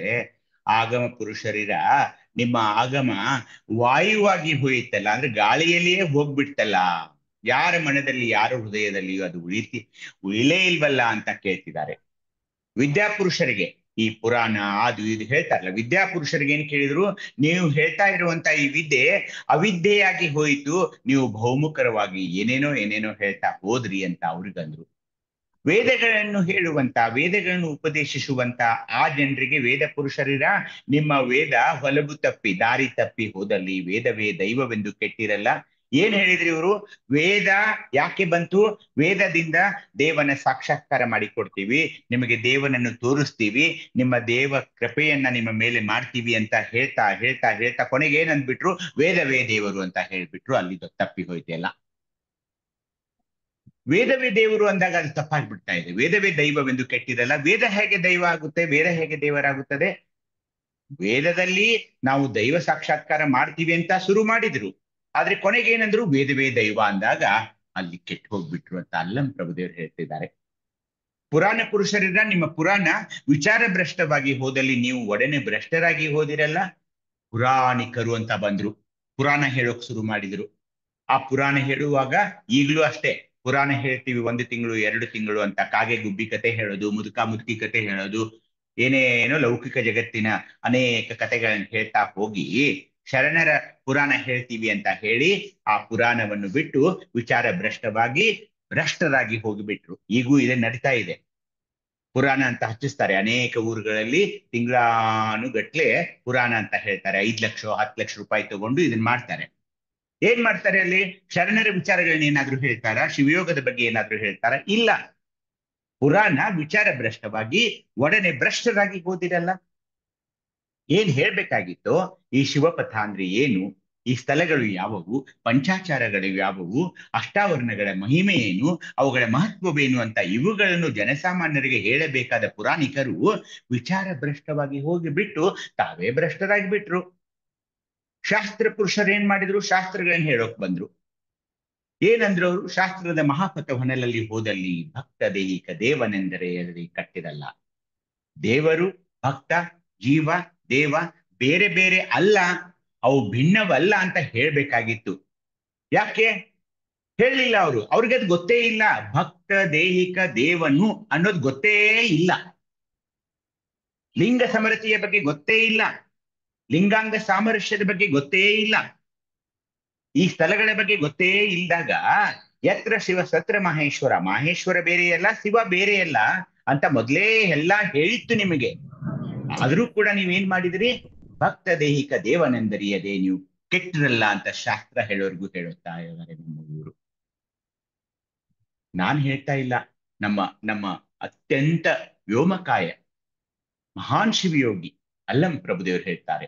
ಅಂತೂ ಭಕ್ತ ನಿತ್ಯ ಸತ್ಯ ಸನ್ನಿಹಿತ. ಯಾರಿಗೆ ಸನ್ನಿಹಿತ?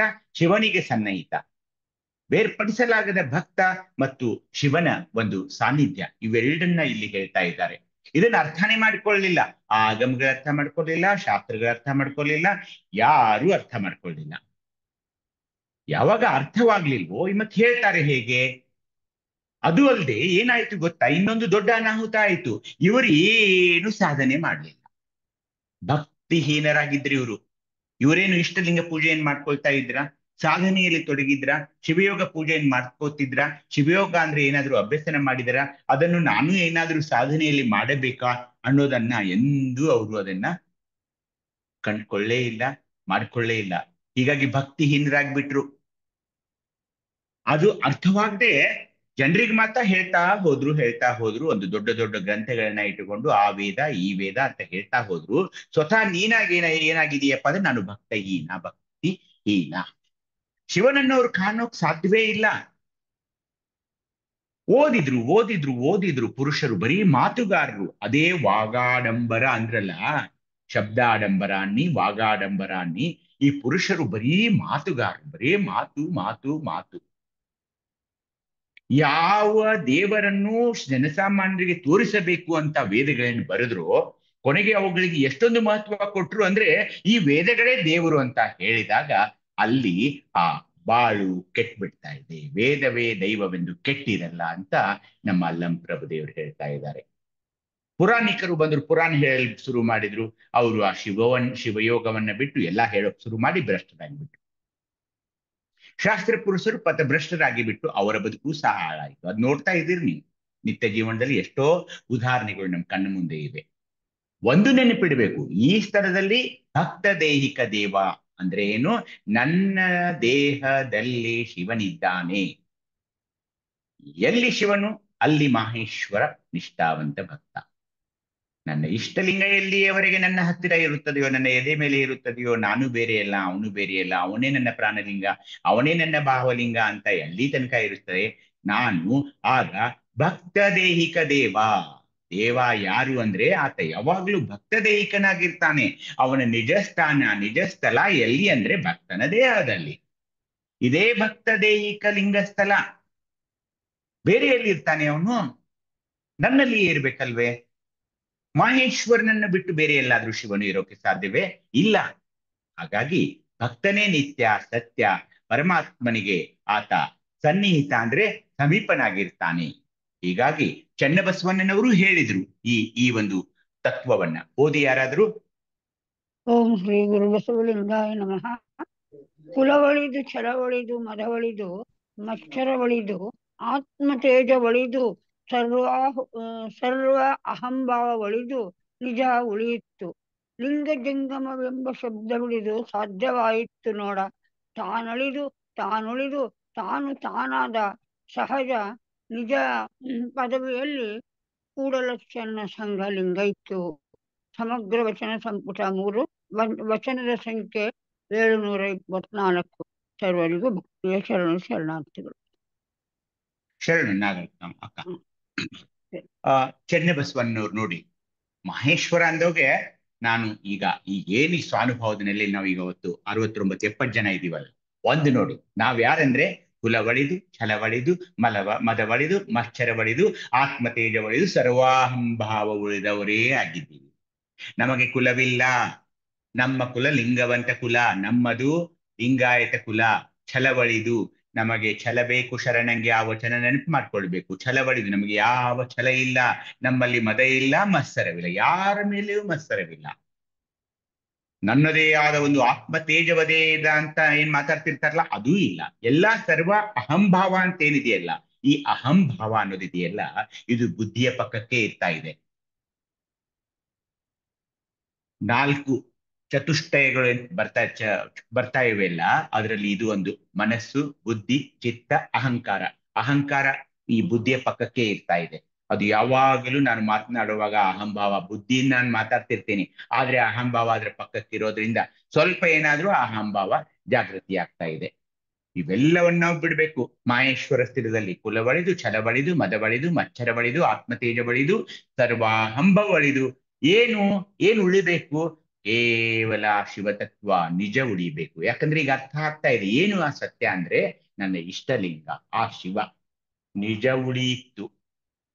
ಹೇಗೆ ಉಳಿತು ಅದು? ಆ ಶಬ್ದ ಲಿಂಗ ಜಂಗಮವೆಂಬ ಶಬ್ದ ಬಿಡಿದು ಅದು ಸಾಧ್ಯವಾಗ್ತಾ ಇತ್ತು. ಈಗ ಅರ್ಥ ಆಗ್ತಾ ಇದೆ ನಮ್ಗೆ, ಅಷ್ಟಾವರಣಗಳ ಮಹಿಮೆ ಗೊತ್ತಾಗ್ತಾ ಇದೆ. ಲಿಂಗ ಜಂಗಮವೆಂಬ ಶಬ್ದ ಬಿಡಿದು ಸಾಧ್ಯವಾಗಿತ್ತು. ಆ ನಿಜವನ್ನ ನಾನು ಹೇಗೆ ಅರ್ಥ ಮಾಡ್ಕೊಳ್ತಿದ್ದೀನಿ ಅಂದ್ರೆ, ಈ ಲಿಂಗ ಜಂಗಮವೆಂಬ ಶಬ್ದ ಬಿಡಿದು ನಾನು ಮುಗಿತೀಗ. ನಾನು ಯಾರಂತಿಲ್ಲ, ತಾನಳಿದು. ನಾನು ಹಾಗೆ ಹೀಗೆ ಲೌಕಿಕ ಜಗತ್ತಿನಲ್ಲದಿರಬಹುದು, ಆದ್ರೆ ಸದ್ಯಕ್ಕೆ ಈ ಶಿವಯೋಗದಲ್ಲಿ ತಾನಳಿದು ತಾನುಳಿದು. ತಾನುಳಿದು ಅಂದಾಗೇನು? ಆ ಲಿಂಗ ಭಾವದಲ್ಲಿ, ಆ ಲಿಂಗವೇ ತಾನಾಗಿ ತಾನುಳಿದು ತಾನು ತಾನಾದ ಅಂದ್ರೆ ಲಿಂಗ ಜೊತೆನೆ ಬೆರೆಯೋದು. ಸಹಜ ನಿಜ ಪದವಿಯಲ್ಲಿ ಲಿಂಗ ಬೇರೆಯಲ್ಲ, ನಾನು ಬೇರೆಯಲ್ಲ, ಅದೇ ನಿಜ ಪದವಿ, ಅದೇ ಲಿಂಗೈಕ್ಯ. ಇದು ನೋಡಿ, ಏಕೆಂದ್ರೆ ಮಾಹೇಶ್ವರನಿಗೆ ಕುಲ ಇಲ್ಲ. ಶಿವಾತ್ಮಕವಾದ ಒಂದು ಅಹಂಕಾರ ಭಾವನೆಗೆ ಶಿವತತ್ವದ ನಿಜ ಮಾತ್ರ ಆತನಲ್ಲಿ ಉಳಿತಾ ಇದೆ. ಹೀಗಾಗಿ ಆತನಲ್ಲಿ ತಾನೆಂಬುದು ಅಳಿದು ಕೇವಲ ಶಿವ ಸಹಜ ನಿಜ ಪದವಿಯಲ್ಲಿ ಭಕ್ತ ದೇಹಿಕನು ಲಿಂಗಸ್ಥಲಿಯಾಗ್ತಾನೆ. ಅದೇ ಭಕ್ತ ದೈಹಿಕ ಲಿಂಗಸ್ಥಲ. ಮಾಹೇಶ್ವರನ ಹೃದಯದಲ್ಲಿ ಈಗ ಪರಮಾತ್ಮ ಮಾತ್ರ ನೆಲೆಸಿದ್ದಾನೆ. ಹೀಗಾಗಿ ಅಕ್ಕ ಮಹಾದೇವಿ ತಾಯಿಯವರ ಒಂದು ವಚನ ಬರ್ತಾ ಇದೆ, ಓದಿ ಯಾರಾದ್ರೂ. ಶರಣ ಶರಣಾರ್ಥಿ. ಓಂ ಶ್ರೀ ಗುರು ಬಸವಲಿಂಗಾಯ ನಮಃ. ಶಿವಭಕ್ತರ ರೋಮವನ್ನೊಡನೆ ಶಿವನು ನೋಡ ಪರಿಣಾಮಿಸಿದಡೆ ಶಿವನು ಪರಿಣಾಮಿಸುವ ಭಕ್ತ ದೇಹಿಕ ದೇವನೆಂಬ ಶ್ರುತಿ ಹೊಗಳುವ ಕಾರಣ ಶಿವಭಕ್ತರ ಲೇಸು ಒಲ್ಲೆಯೇ ಶಿವನ ಮುಟ್ಟುವುದು ನೋಡ. ತಾಯಿ ನೊಂದಡೆ ಒಡಲ ಶಿಶು ನೋವಂತೆರನಂತೆ ಭಕ್ತರು ನೊಂದಡೆ ನೋವ ನೋಡ. ಚನ್ನಮಲ್ಲಿಕಾರ್ಜುನ. ಸಮಗ್ರ ವಚನ ಸಂಪುಟ 5 ವಚನ ಸಂಖ್ಯೆ 377. ಶರಣು ಶರಣಾರ್ಥಿ. ಶರಣು ಅನ್ಪೂರ್ಣಕ್ಕ. ಇಲ್ಲಿ ಅಕ್ಕ ಮಹಾದೇವಿ ತಾಯಿಯವರು ನೋಡಿ ಹೇಗೆ ನಾನು ಶಿವ ಬೇರೆಯಲ್ಲ, ನಾನು ಬೇರೆಯಲ್ಲ, ಶಿವ ಬೇರೆಯಲ್ಲ, ಜೀವ ಬೇರೆಯಲ್ಲ ಅಂತ ಹೇಳ್ತಾ ಇದ್ದಾಗ ಎಷ್ಟು ಸುಂದರವಾದ ವಚನ ನೋಡಿ ತಾಯಿಯವರದು. ಏನಂದ್ರು, ಶಿವಭಕ್ತರ ರೋಮ ನೊಂದಡೆ ಶಿವನು ನೋವ ನೋಡ ಅಂತ. ರೋಮ ಅಂದ್ರೆ ಕೂದಲು, ಕೇಶ, ಮೈ ಮೇಲಿರುವ ಒಂದು ಕೂದಲು ಸಹ ನೋವಾದ್ರೆ ಶಿವನು ನೋವ ನೋಡ. ಶಿವ ಭಕ್ತರು ಪರಿಣಾಮಿಸಿದರೆ ಶಿವನು ಪರಿಣಾಮಿಸುವ ನೋಡ. ಆ ಮಟ್ಟಕ್ಕೆ ಏರ್ಬೇಕಾಗ್ತಾ ಇದೆ. ಶಿವನು ನಮ್ಮನ್ನು ಎಂದೂ ಬಿಡೋದಿಲ್ಲ. ಭಕ್ತ ದೇಹಿಕ ದೇವನೆಂದು ಅಂತ ಈಗಾಗಲೇ ಅದು ಪ್ರೂವ್ ಆಗಿಬಿಟ್ಟಿದೆ. ಅವನ ವಾಸಸ್ಥಾನ ಭಕ್ತನ ದೇಹ, ಅವನು ಅದನ್ನ ಬಿಟ್ಟು ಎಲ್ಲೂ ಇರೋಲ್ಲ ಅನ್ನೋದು ಗೊತ್ತಾಗ್ತಾ ಇದೆ ನಿಮ್ಗೆ. ಅದೇ ಈ ಶಿವದೇಹಿಕ ದೇವ ಈ ಸ್ಥಳದಲ್ಲಿ ಅದಾಗ್ತಾ ಇರೋದು. ಶಿವಭಕ್ತರ ಲೇಸು ಹೊಲ್ಲೆಹ ಶಿವನ ಬುಟ್ಟುವುದು ನೋಡ. ಆ ಶಿವಭಕ್ತರ ಒಂದು ಮಹಿಮೆ ಏನಿದೆಯಲ್ಲ, ಅದು ಶಿವನಿಗೆ ಅತ್ಯಂತ ಪ್ರಿಯವಾದದ್ದು, ಆತನನ್ನೇ ಮುಟ್ಟುವುದು. ತಾಯಿ ನೊಂದಡೆ ಒಡಲ ಶಿಶು ನೋವ ತೆರನಂತೆ, ಅಂದ್ರೆ ತಾಯಿಗೆ ನೋವಾದ್ರೆ ಮಗುವಿಗೆ ಆಗದೆ ಇರುತ್ತೆಯೇ, ಹಾಗೇನೆ ಭಕ್ತರು ನೊಂದಡೆ ತಾ ನೋವ ನೋಡ. ಯಾರು? ಆ ಶಿವ. ಹೀಗಾಗಿ ಆ ಒಂದು ಪರಮ ನಿಷ್ಠೆಯಲ್ಲಿ ಪರಮ ನಿಷ್ಠೆಯಲ್ಲಿ ನಾವು ಇರ್ಬೇಕಾಗ್ತಾ ಇದೆ. ಏಕೆ? ಭಕ್ತರು ನೊಂದಡೆ ತಾ ನೋವ ನೋಡ. ಹೀಗಾಗಿ ದಯವಿಟ್ಟು ಆ ನಿಷ್ಠೆಯನ್ನ ಬೆಳೆಸ್ಕೊಳ್ಬೇಕು. ಶಿವಭಕ್ತರ ರೋಮ ನೊಂದಡೆ ಶಿವನ ನೋವ ನೋಡ ಅನ್ನೋದು ತಾಯಿಯವರ ವಾಣಿಯಂತೆ ಅಷ್ಟೊಂದು ಅಪಾರವಾದ ನಿಷ್ಠೆಯನ್ನು ಇಷ್ಟಲಿಂಗ ಪೂಜೆಯಲ್ಲಿ ಅದನ್ನ ಸಾಕಾರತೆಯನ್ನು ನಾವು ಮಾಡ್ಕೋಬೇಕು. ಸಿದ್ದರಾಮೇಶ್ವರ ವಚನದೊಂದಿಗೆ ಇವತ್ತು ನಮ್ಮ ಶಿವಯೋಗದ ವರ್ಗವನ್ನು ಮುಗಿಸ್ಕೊಳ್ಳೋಣ. ಹೇಳಿ ಯಾರಾದ್ರೂ ಈ ವಚನವನ್ನ. ಶರಣು ಶರಣಾರ್ಥಿ. ಓಂ ಶ್ರೀ ಗುರು ಬಸವಲಿಂಗಾಯ ನಮಃ. ಅಯ್ಯ ನಿತ್ಯನೂ ನೀನೆ, ಆ ಸತ್ಯ ಶುದ್ಧ ದೇಹಿ ನೀನೇ ಕಾಣ ಎಲೆ ಅಯ್ಯ. ಅಯ್ಯ ನೀನು ಕಾರುಣ್ಯವುಳ್ಳ ಮಹಾದಾಶ್ರಯ ಕಾಣ ಎಲೆ ಅಯ್ಯ. ನೀನು ಭಕ್ತ ದೇಹಿಕ ದೇವನಾದ ಕಾರಣ ಮೆಚ್ಚಿದೆನಯ್ಯ. ಒಲುಮೆಯ ಮೆಚ್ಚು ನಿಶ್ಚಯವೆಂದ ನಂಬಿದ್ದೇನಯ್ಯ, ನಿಶ್ಚಯವೆಂದು ನಂಬಿದ್ದೇನಯ್ಯ. ಗುರುವೇ ಕಪಿಲ ಸಿದ್ಧ ಮಲ್ಲಿಕಾರ್ಜುನ. ಸಮಗ್ರ ವಚನ ಸಂಪುಟ 4 ವಚನದ ಸಂಖ್ಯೆ 75. ಶರಣು ಶರಣಾರ್ಥಿ. ಶರಣು ಶಶಿಕಲಾ ಅಕ್ಕ. ಸಿದ್ದರಾಮೇಶ್ವರು ನೋಡಿ, ಇದು ನಮ್ಮ ವಚನ, ಇದು ನಮ್ಮ ಪ್ರಾರ್ಥನೆ. ಇಷ್ಟಲಿಂಗದ ಪೂಜೆಯಾದ ನಂತರ ಇವೆಲ್ಲ ಹೇಳ್ಬೇಕು ನಾವು. ಯಾರಿಗೆ ಹೇಳ್ಬೇಕು? ಆ ಶಿವನಿಗೆ ಹೇಳ್ಬೇಕು, ಇಷ್ಟಲಿಂಗಕ್ಕೆ ಹೇಳ್ಬೇಕು. ಅಯ್ಯ ನಿತ್ಯನು ನೀನೇ, ಆ ಸತ್ಯ ಶುದ್ಧ ದೇಹಿ ನೀನೇ ಕಾಣ ಎಲೆ ಅಯ್ಯ. ನೀನು ಕಾರುಣ್ಯವುಳ್ಳ ಮಹಾದಾಶ್ರಯ ಕಾಣ. ನಿನ್ನಲ್ಲಿ ಅಪಾರವಾದ ಕರುಣಿದೆ, ನನಗೆ ನೀನೇ ಆಶ್ರಯವನ್ನು ಕೊಟ್ಟಿದ್ದೀಯ. ಅದೇ ಅಲ್ಲದೆ ನೀನು ಭಕ್ತ ದೇಹಿಕ ದೇವ ಅಂತ ನನಗೆ ಗೊತ್ತಿದೆಯಪ್ಪ. ನನ್ನಲ್ಲಿ ನೀನಿದೀಯಾ, ನೀನು ಬೇರೆ ಎಲ್ಲೂ ಇರೋಲ್ಲ, ಭಕ್ತ ದೇಹಿಕ ದೇವ ನೀನು. ಹೀಗಾಗಿ ನೀನು ಭಕ್ತ ದೇಹಿಕ ದೇವನಾದದ್ದು ನನ್ಗೆ ಗೊತ್ತಿರೋದ್ರಿಂದ ನಾನು ನಿನ್ನನ್ನು ಮೆಚ್ಚಿದ್ದೇನಯ್ಯ. ನನ್ನನ್ನು ಬಿಟ್ಟು ನೀನು ಹೋಗಲ್ಲ ಅನ್ನೋದು ನನ್ಗೆ ಗೊತ್ತಿದೆ. ನಿನ್ನ ಒಂದು ಒಲುಮೆ, ನಿನ್ನ ಒಂದು ಕರುಣೆ, ನಿನ್ನ ಒಂದು ಆಶೀರ್ವಾದ ನನ್ನ ಮೇಲೆ ಯಾವಾಗಲೂ ಇರುತ್ತದೆ. ಅದು ಯಾವಾಗಲೂ ಇರುತ್ತದೆ ಅನ್ನೋ ನನ್ಗೆ ಗೊತ್ತು, ನಿಶ್ಚಯವೆಂದು ನಂಬಿದ್ದೇನೆ. ಅದು ಪ್ರಾರ್ಥನೆ. ಭಕ್ತ ದೇಹಿಕ ಸ್ಥಳ ಅಂತ ಏನಿದೆಯಲ್ಲ, ಇದು ಭಕ್ತ ದೇಹಿಕ ಲಿಂಗ ಸ್ಥಳ ಅಂದ್ರೆ ಏನು? ಭಕ್ತ ದೇಹಿಕ ದೇವ. ಆ ದೇವ ಬೇರೆ ಎಲ್ಲೂ ಇಲ್ಲ ಕಣ್ರಿ, ಅವನು ನಮ್ಮ ದೇಹದಲ್ಲಿ ಇದ್ದಾನೆ ಅನ್ನೋದು ಈ ಲಿಂಗವಂತ ಧರ್ಮದ ಅಪ್ರತಿಮ ತತ್ವವಾಗಿದೆ. ಇಷ್ಟಲಿಂಗ ಇರಬಹುದು, ಇಷ್ಟಲಿಂಗ ನನ್ನ ಕರಹಸ್ತದಲ್ಲಿರಬಹುದು, ಆದ್ರೆ ಏನ್ ಹೇಳಿದ್ದಾರೆ? ಇಷ್ಟಲಿಂಗವೇ ಮುಂದೆ ಪ್ರಾಣಲಿಂಗ, ಅದುವೇ ಭಾವಲಿಂಗ, ಅದುವೇ ಮುಂದೆ ನಿಷ್ಕಲಲಿಂಗ, ಅದುವೇ ನಿಶೂನ್ಯಲಿಂಗ, ಅದುವೇ ನಮ್ಮ ನಿರಂಜನ ಲಿಂಗ. ನೀವು ನಡುವೆ ನೀವು ಮ್ಯೂಟ್ ಮಾಡ್ಕೊಳ್ಳಿ ದಯವಿಟ್ಟು. ಅಪಾರವಾದ 236 ಲಿಂಗಗಳ ಇಡೀ ಲಿಂಗಾಂಗ ದೇಹ ಅಂತ ನಮಗೆ ಹೇಳಿದ್ದಾರಲ್ಲ, ಅದೊಂದು ವಿಸ್ತಾರವಾದ ತತ್ವ. ಅದನ್ನೆಲ್ಲ ತಾವು ಅರ್ಥ ಮಾಡ್ಕೊಂಡಿದ್ದೀರಾ? ಹೀಗಾಗಿ ನಾನು ದೇವನನ್ನು ಹುಡುಕೊಂಡು ಒಂದು ದೊಡ್ಡ ಮಂದಿರಕ್ಕೆ ಹೋಗ್ತೀನಿ, ನಾನು ಅಲ್ಲಿ ಹೋಗ್ತೀನಿ, ಆ ಪುಣ್ಯಕ್ಷೇತ್ರಕ್ಕೆ ಹೋಗ್ತೀನಿ, ಈ ತೀರ್ಥಕ್ಷೇತ್ರಕ್ಕೆ ಹೋಗ್ತೀನಿ ಅನ್ನೋದಾದ್ರೆ ಈ ಭಕ್ತದೇಹಿಕ ದೇವ ಅಂದ್ರೆ ಯಾರು ಅನ್ನೋ ಒಂದು ದೊಡ್ಡ ವಿಚಿತ್ರವಾದ ಪ್ರಶ್ನೆ ನಮ್ಮ ಮುಂದೆ ಭೂತಾಕಾರವಾಗಿ ಹೇಳ್ತಾ ಇದೆ. ತಪ್ಪು ತಿಳ್ಕೋಬಾರ್ದು. ಯಾರು?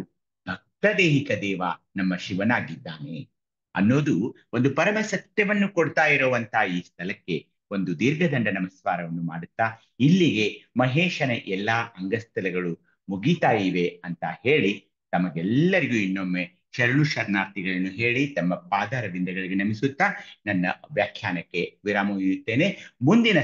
ಮುಂದಿನ ಸೋಮವಾರ ನಾವು ಮಹೇಶ ಸ್ಥಳದ ಲಿಂಗ ಸ್ಥಳಗಳನ್ನ ನಾವು ನೋಡ್ತಾ ಇವೆ, ಅವುಗಳನ್ನ ಅಭ್ಯಾಸ ಮಾಡೋಣ. ಅಲ್ಲಿ ಕ್ರಿಯಾಗಮ ಸ್ಥಳ, ಭಾವಾಗಮ ಸ್ಥಳ, ಜ್ಞಾನಾಗಮ ಸ್ಥಳ, ಸಕಾಯ ಸ್ಥಳ, ಅಕಾಯ ಸ್ಥಳ, ಪರಕಾಯ ಸ್ಥಳ, ಧರ್ಮಾಚಾರ ಸ್ಥಳ, ಭಾವಾಚಾರ ಸ್ಥಳ, ಜ್ಞಾನಾಚಾರ ಸ್ಥಳ ಅಂತ ಇವೆಲ್ಲ 9 ಲಿಂಗ ಸ್ಥಳಗಳು ಅಲ್ಲಿ ಇವೆ ಮಹೇಶ ಸ್ಥಳದಲ್ಲಿ. ಅವುಗಳನ್ನೆಲ್ಲ ನಾವು ನೋಡೋಣ. ಇಲ್ಲಿರುವ ಲಿಂಗ ಗುರುಲಿಂಗವಾಗಿದೆ ಅನ್ನೋದು ಸಹ ತಮ್ಗೆ ಗೊತ್ತಿದೆ. ಹೀಗಾಗಿ ಈ ಸುಂದರ ಸ್ಥಳಗಳನ್ನ ಅಭ್ಯಸನ ಮಾಡ್ತಾ ಹೋಗೋಣ. ಆ ಶಿವಯೋಗದ ಒಂದು ಏನೋ ಅವ್ರು ಏನು ಕಂಡುಕೊಂಡಿದ್ದಾರೋ ಆ ಸತ್ಯವನ್ನ ಅರಿಯಲಿಕ್ಕೆ ಪ್ರಯತ್ನ ಮಾಡೋಣ ಅಂತ ಹೇಳಿ ಈ ಸದವಕಾಶಕ್ಕಾಗಿ ಎಲ್ಲರಿಗೂ ಶರಣು ಶರಣಾರ್ಥಿಗಳನ್ನು ಹೇಳ್ತಾ ನನ್ನ ವ್ಯಾಖ್ಯಾನ ಮಾಲಿಕೆ ವಿರಾಮ ಇರುತ್ತೇನೆ. ಏನಾದ್ರೂ ನಿಮಗೆ ಸಲಹೆ ಸಂದೇಹ ಇದ್ರೆ ಕೇಳಿ ಅಂತ ಭಿನ್ನ ಮಾಡಿಕೊಂಡು ಎಲ್ಲರಿಗೂ ಮತ್ತೊಮ್ಮೆ ಶರಣು ಶರಣಾರ್ಥಿಗಳು. ಶರಣರೇ, ಇಲ್ಲಿ ಒಂದು ವಿಚಾರ ಒಂದು ವಿಚಾರ ಗಮನಿಸ್ಬೇಕು. ಭಕ್ತದೇಹಿಕ ದೇವ ಅಂತ ಬಂದು ಏನು ಭಕ್ತದೇಹಿಕ ದೇವ ಅಂತ ಬಂದಿರೋದು ಸರಿ ಇದೆ. ಆದರೆ ಅದೇ ವಚನದ ಮುಂದೆ ಬರ್ತಾ ಶ್ರುತಿ ಒಗಲಿದ ಕಾರಣ ಅನ್ನೋದೊಂದು 3 ಪದಗಳಿವೆ. ಅದು ಪ್ರಕ್ಷಿಪ್ತ. ಯಾಕೆಂದ್ರೆ ಶ್ರುತಿ ನಮಗ ಆಧಾರ ಅಲ್ಲ, ಅದು ವಚನದಲ್ಲಿ ಬಂದಿದೆ. ಅದರಿಂದ ಶ್ರುತಿ ಒಗಲಿದ ಕಾರಣ ಅಂದ್ರೆ you are not based on that shruti are Upanishad Bhagavad Gita. ಅದರಿಂದ ಸಂಸ್ಕೃತ ಪದಗಳು ಬಂದಿರೋನೆಲ್ಲ ತೆಗೆದು ಸಂಸ್ಕರಣೆ ಮಾಡಿ ಹೊಸ ಸಂಪುಟಗಳು ಈಗ ಸಿದ್ಧಿ ಆಯ್ತಾವ.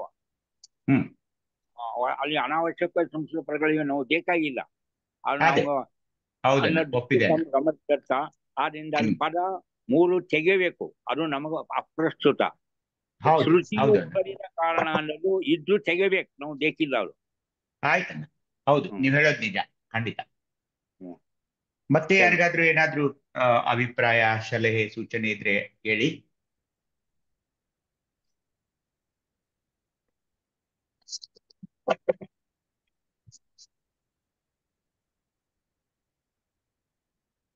ರೇಣುಕಣ್ಣ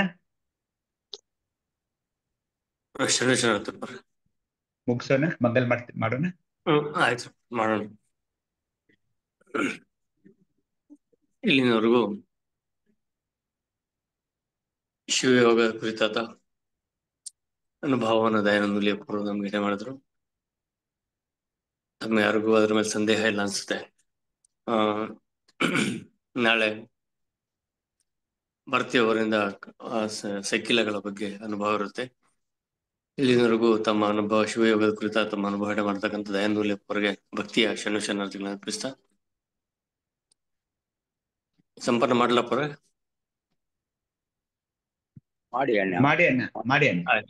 ಆಯ್ತು.